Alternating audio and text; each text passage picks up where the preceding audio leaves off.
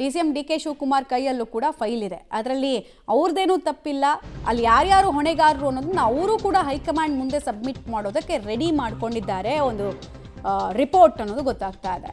RCB ಆಟಗಾರರನ್ನ DCM DK Shivakumar ಅವರು ಸ್ವಾಗತಿಸಿದ್ರು.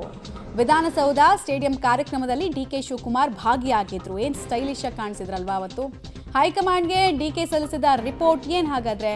High command ಮುಂದೆ DCM ಪ್ರತ್ಯೇಕ ರಿಪೋರ್ಟನ್ನು ಮುಂದಿಡ್ತಾರಂತೆ.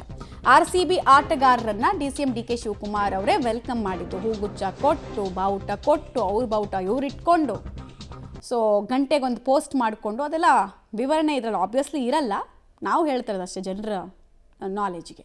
ಕಾಲು ತುಳಿತಕ್ಕೂ ಸರ್ಕಾರಕ್ಕೂ ಯಾವುದೇ ಸಂಬಂಧ ಇಲ್ಲ ಅಂತ DCM ಹೇಳ್ತಾರಂತೆ.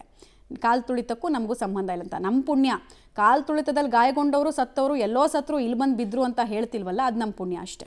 ವಿಧಾನಸೌಧದ ಮುಂದೆ ಅಹಿತಕರ ಘಟನೆ ನಡೆದಿಲ್ಲ, ಇವ್ರದ್ದು ಅದೇ ವಾದ. ಇಲ್ಲಿ ಏನಾಗಿಲ್ಲ, ನಾವೆಲ್ಲ ಇದ್ದಾಗ ನಿರೀಕ್ಷೆಗಿಂತ ಮೀರಿ ಜನ ಸೇರಿದ್ದಕ್ಕೆ ಸಮಸ್ಯೆ ಆಯಿತು ಅಂತ ವಿವರಣೆಯನ್ನು ಕೊಡ್ತಾರಂತೆ. ಹಾಗೇನು ನಮ್ಮದು ಪ್ರಶ್ನೆ ಇಲ್ಲ, ಅದೇ ಸೇರಿಸಿದ್ಯಾರು ಜನನ, ಪ್ರಚೋದನೆ ಕೊಟ್ಟಿದ್ದು ಯಾರು, ಬನ್ನಿ ಬನ್ನಿ ಅಂತ ಡಂಗುರ ಹೊಡೆದಿದ್ಯಾರು, ಪೂರ್ವ ಸಿದ್ಧತೆ ಮಾಡದೇ ಇರೋದು ಘಟನೆಗೆ ಕಾರಣ ಅಂತ DCM ತಮ್ಮ ವಿವರಣೆಯನ್ನು ಕೊಡೋದಕ್ಕೆ ರೆಡಿ ಇದ್ದಾರಂತೆ.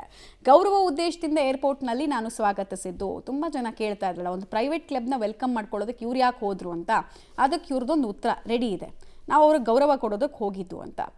ಆಮೇಲೆ ಸ್ಟೇಡಿಯಂ ಸಂಭ್ರಮಾಚರಣೆ ವೇಳೆ ಸಾವಾಗಿದ್ರ ಬಗ್ಗೆ ನನಗೆ ಗೊತ್ತಿರಲಿಲ್ಲ ಅಂತ ಇವರು ಹೇಳ್ತಾ ಇದ್ದಾರೆ ರಿಪೋರ್ಟ್ನಲ್ಲಿ. ಡೀಟೇಲ್ಸ್ ಕೊಡ್ತಾರೆ. ನೇರ ಸಂಪರ್ಕದಲ್ಲಿ ಜಾಯ್ನ್ ಆಗ್ತಾ ಇದ್ದಾರೆ ರವೀಶ್. ರಾಜ್ಯದ ನಂಬರ್ 1 ನಂಬರ್ 2 ನಾಯಕರು ಎರಡೂ ರಿಪೋರ್ಟ್ನಲ್ಲಿ ತುಂಬ ಕಾಮನ್ ಅನಿಸಿದ್ದು, ನನ್ನ ತಪ್ಪಿಲ್ಲ, ನನಗೆ ಗೊತ್ತಿಲ್ಲ, ನನಗೆ ಲೇಟಾಗಿ ಗೊತ್ತಾಗಿದ್ದು, ಸಿಸ್ಟಮ್ ತಪ್ಪು, ಆಮೇಲೆ ಅಧಿಕಾರಿಗಳ ತಪ್ಪು, RCB ತಪ್ಪು, KSA ತಪ್ಪು, ನಮಗೆ ಮಾತ್ರ ನಾವು ಕ್ಲೀನ್ ಚಿಟ್ಟನ್ನು ಕೊಟ್ಕೊಳ್ತೀವಿ ಅನ್ನೋ ರೀತಿ ರಿಪೋರ್ಟನ್ನು ಸಬ್ಮಿಟ್ ಮಾಡ್ದಂಗಿದೆ. ಈ ರಿಪೋರ್ಟನ್ನು ರಿಸೀವ್ ಮಾಡುವಂತಹ ಕಾಂಗ್ರೆಸ್ ಹೈಕಮಾಂಡ್ ಇವ್ರು ಹೇಳಿದ ಸರಿ ಅಂತ ಒಪ್ಕೊಳ್ಳುತ್ತಾ, ಅದು ಪ್ರಶ್ನೆ ಕೇಳುತ್ತಾ, ಏನಾಗ್ಬೋದು ಅಂತ?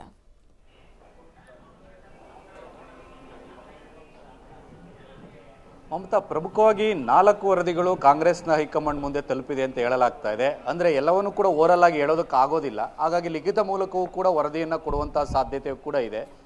ಆದರೆ ನಮ್ಮ ತಪ್ಪಿಲ್ಲ ಅಂತ ಬಹಿರಂಗವಾಗಿ ಹೇಳ್ತಾ ಇದ್ರು ಕೂಡ, ಆ ವರದಿಯಲ್ಲಿ ಬೇರೆ ಬೇರೆ ವಿಚಾರಗಳನ್ನು ಒಂದು ರೀತಿಯಲ್ಲಿ ಪ್ರಸ್ತಾಪಿಸಿದ್ರು ಕೂಡ, ಆ 4 ಗೋಡೆ ಮಧ್ಯೆ ನಮ್ಮ ಇಬ್ಬರ ಜವಾಬ್ದಾರಿ ಕೂಡ ಇದೆ ಅನ್ನೋ ಒಂದು ತಪ್ಪೊಪ್ಪಿಗೆಯನ್ನು ಒಪ್ಕೊಳ್ಳುವಂಥ ಸಾಧ್ಯತೆಯೂ ಕೂಡ ಇದೆ.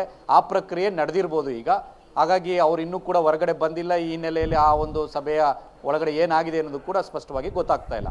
ಅಂದರೆ ಪ್ರಮುಖವಾಗಿ ಯಾರು ಏನೇ ಅನುಮತಿ ಕೊಡಲಿಲ್ಲ ಅಂತ ಏನೇ ಇದ್ರೂ ಕೂಡ ಸರ್ಕಾರದ ಜವಾಬ್ದಾರಿ ಭಾಳ ಮಹತ್ವದಾಗಿರುತ್ತೆ. ಅಂದರೆ ಇಡೀ ವ್ಯವಸ್ಥೆಯನ್ನು ಒಂದು ರೀತಿಯಲ್ಲಿ ಕಂಟ್ರೋಲ್ ಮಾಡುವಂಥದ್ದು ಸರ್ಕಾರ.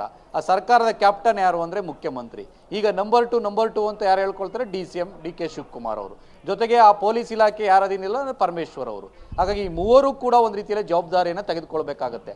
ಆದರೆ ಅವರು ಬಹಿರಂಗವಾಗಿ ಇದಕ್ಕೆ ನಾವೇ ಜವಾಬ್ದಾರರಾಗಿರ್ತೇವೆ ಅಂತ ಹೇಳಿದರೆ ನಿಜಕ್ಕೂ ಕೂಡ ಒಂದು ರೀತಿಯಲ್ಲಿ ದೊಡ್ಡತನವನ್ನು ಮೆರೀತಾ ಇದ್ರೇನೋ.